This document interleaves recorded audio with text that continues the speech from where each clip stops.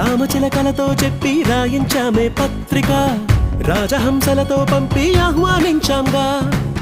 కుదురుగా నిమిషం కూడా నిలబడలేమే బొత్తిగా ఏమాత్రం ఏ చోట రాజీ పడలేక చుట్టాలందరికీ ఆనందంతో కళ్ళు చెమర్చేలా గిట్టని వాళ్ళైనా ఆశ్చర్యంతో కన్నులు విచ్చేలా కలల్లో అయినా కన్నామా కథలైనా విన్నామా ఈ వైభోగం అపురూపం అనుకుంటానమ్మా